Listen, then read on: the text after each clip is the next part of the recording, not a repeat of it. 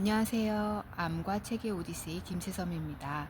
오늘은 온라인 독서 모임 플랫폼 금음을 제가 어떻게 구상하게 됐는지에 대해 말씀드려 보겠습니다. Fly me to the moon. 네, 세숙님 반갑습니다. 반갑습니다. 네, 지난 회에서요, 흥미롭게 이제 말씀을 해주시면서 끝내셨어요. 남을 돕고 싶다는 마음이 있었다. 그리고 그런 남을 도왔다고 생각을 하면은 잠잘 때 어떤 허무감에 휩싸이지 않을 것 같았다. 이런 말씀을 해주셨는데요. 조금 더 자세히 설명을 부탁드릴게요. 일단은 허무감에 좀 자주 휩싸이는 편이세요? 제가 어떤 사람인가라고 생각해 봤을 때 저를 가장 크게 규정하는 감정? 네, 그게 허무인 것 같거든요. 허무요. 네. 그렇다 보니까 자연스럽게 의미 쪽으로 이제 궁금해지면서 탐구하게 되고 생각하게 되었던 것인데요. 네, 예전에 이런 개그 프로그램 여러분 기억나세요? 뭐뭐 하면 뭐 하겠노? 좋다고 소고기 묶었지. 네, 과장으로 승진하면 뭐 하겠노? 좋다고 집에 가서 소고기 먹겠지. 이런 개그가 있었어요. 네, 네, 있었죠. 개콘이었던 것 같아요. 네, 그게 저는 너무너무 그 프로그램을 열심히 보지 않았지만 그 한 꼭지를 보고 나서 아, 나와 같은 사람들이 꽤나 있구나 싶은 거예요. 소고기 좋아하는 사람들이요? 네, 그렇습니다. 저는 치킨이 좋습니다. 네. 그러니까 뭘 우리가 뭐 학교에서 1등을 하건 멋진 그림을 그리건 승진을 하건 돈을 많이 벌건 뭐 하겠냐는 거예요. 네, 결국 주위 사람들한테 한 턱 내고 나 네. 맛있는 거 먹고 네. 그럼 끝이라는 거죠.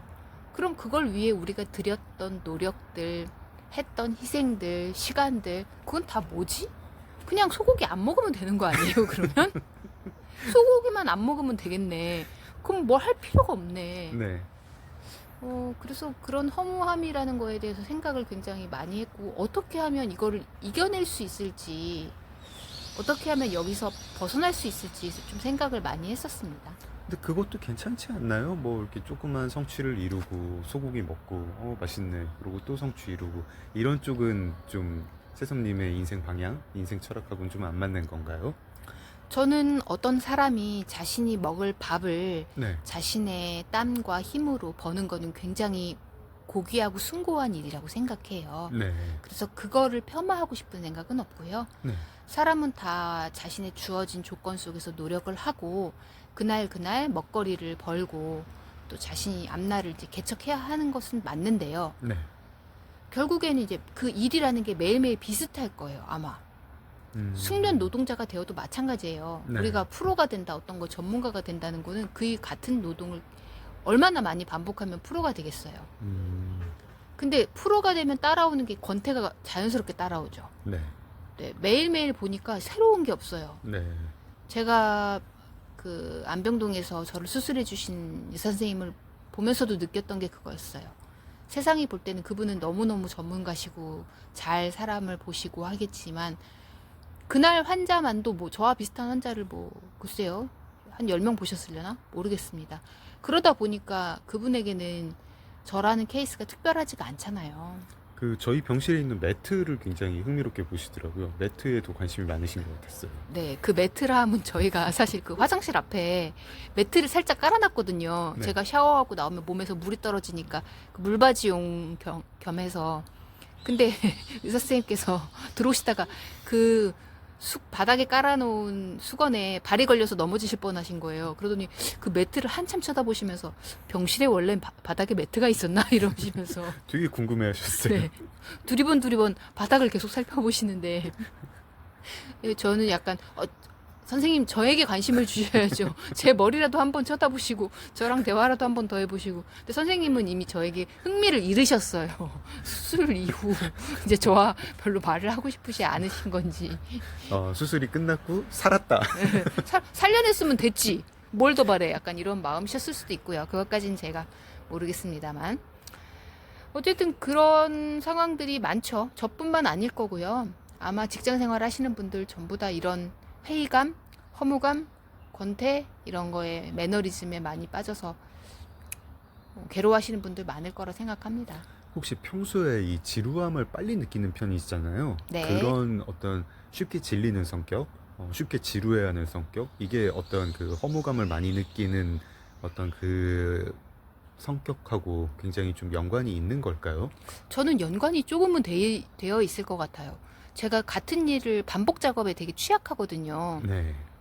똑같은 일을 계속해서 하면서 실력이 느는 거고, 그렇게 해서 경험이나 경력이 쌓이는 건데, 좀 하다 보면 하기 싫어지고, 그러다 보니까 더 그렇게 허무함을 느끼게 됐나?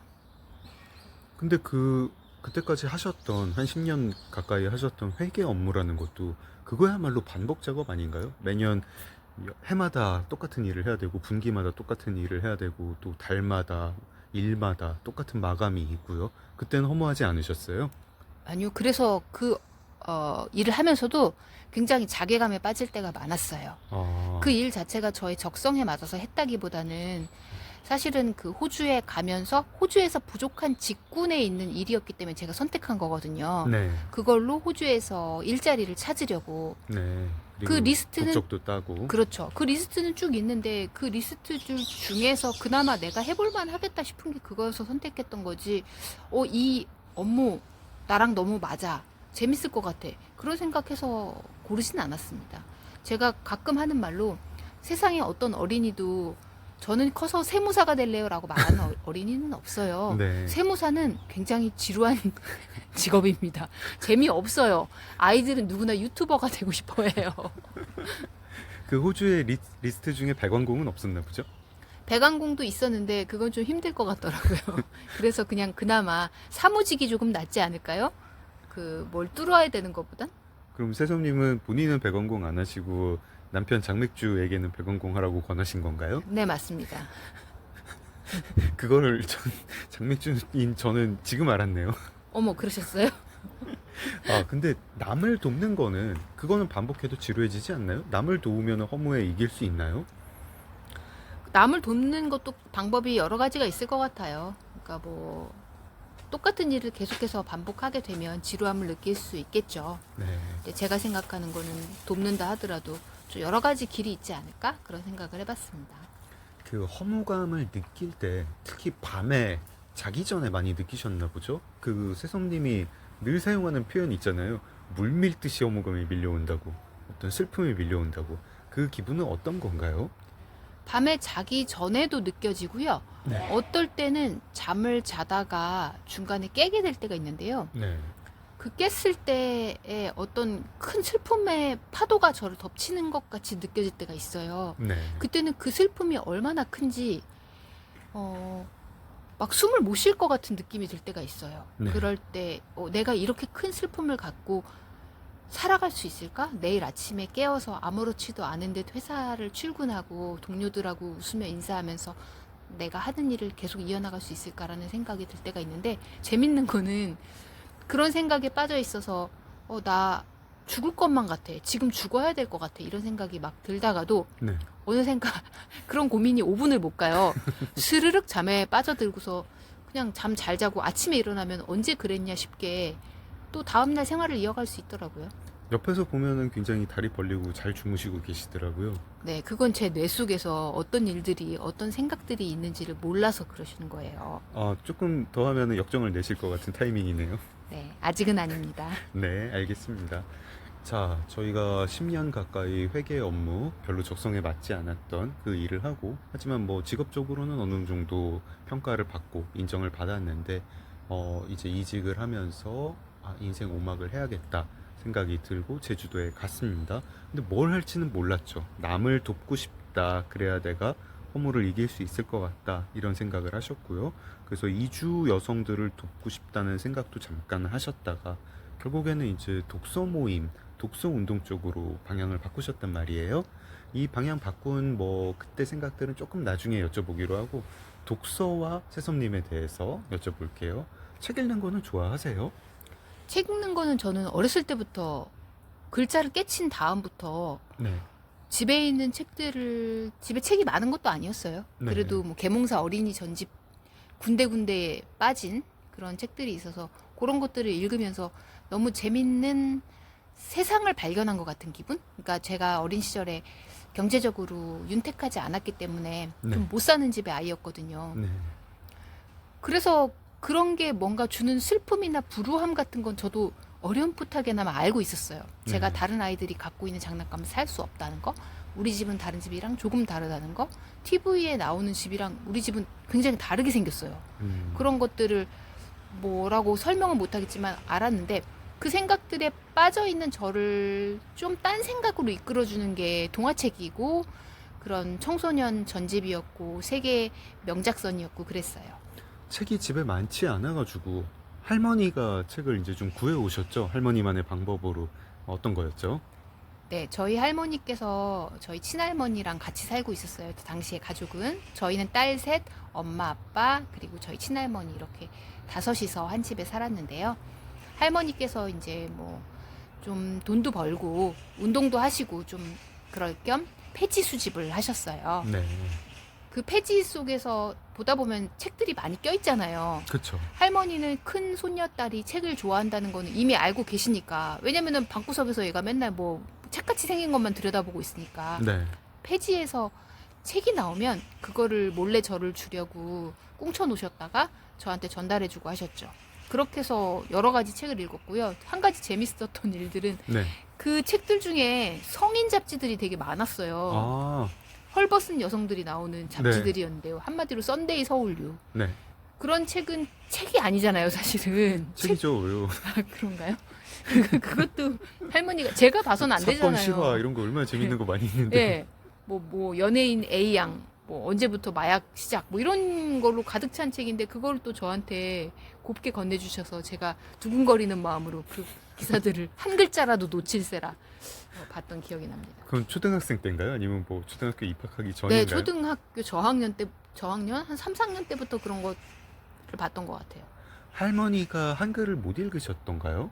네, 할머니는 글자를 모르시니까 아, 예, 그 내용들을 전혀 모르셨죠. 그 사진을 보면 그래도 대충 감은 잡을 수 있을 것 같은데. 그렇죠. 표지만 사실 표지가 굉장히 네.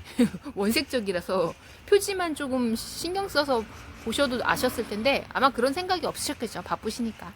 표지가 원색적인 동화일 수도 있다. 뭐 이런 생각도 하셨을까요? 그랬을 수도 있겠네요. 할머님이 그 폐지 수집을 하다 돌아가셨죠? 아, 네. 이게 할머니께서 폐지 수집을 하시는 장소에서 그 고물상에 가져다 주잖아요. 그래야지 그람당으로 얼마 이렇게 판매를 할 수 있는데 네. 저희가 살던 동네는 아현동이고요. 그 아마 고물상이 부가현동에 있었을 거예요. 아현동과 부가현동은 이제 어떻게 갈라져 있냐면 아현역이라는 지하철역이 있어서 보통 사람들은 아현동에서 부가현동으로 갈 때 그 지하철역을 통과해서 갑니다. 근데 당시로서는 지하철역에 여러분 에스컬레이터도 엘리베이터도 없고 전부 계단이었어요. 네. 혹시 그게 한 1900, 뭐 한 50년대? 60년대? 네, 전후 시대였죠. 네, 그때 한창 미군들이 주는 초콜릿으로 제가 연명하고 있었던 때였습니다, 여러분. 또 이렇게 얘기하면 진짜인 줄 알아요, 사람들이. 뭐 미군 초콜릿은 잘 기억은 안 나고 저는 그 오랑캐들이 이렇게 침략해가지고 저희 임금님이 막 머리 조아리고 뭐 그랬던 거는 조금 기억나요. 그 시절에. 그렇군요. 네. 아주 옛날 이야기입니다, 여러분.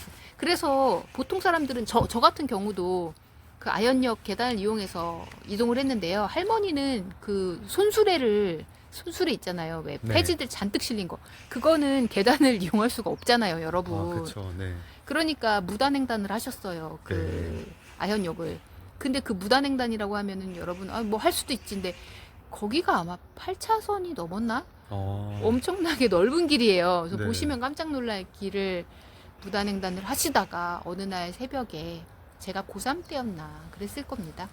그때 이제 차에 새벽이니까 또 그 차 운전하신 분은 또 웬 갑작스러운 사고였겠어요. 질주하시다가 할머니를 치게 됐고 할머니가 이제 그 자리에서 바로 돌아가셨습니다. 네. 알겠습니다. 저희가 뭐 제주도 얘기하다가 인생의 의미, 허무, 슬픔 이야기하다가 독서 이야기를 하려고 했는데 할머니 돌아가시는데 즈음해서 오늘 녹음을 마쳐야겠네요. 네. 저희가 지금 녹음 장소를 잠깐 바꿔봤어요.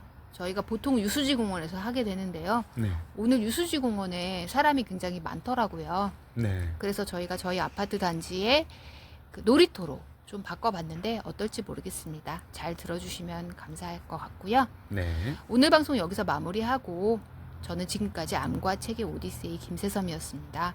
여러분 좋아요, 댓글, 구독 부탁드려요.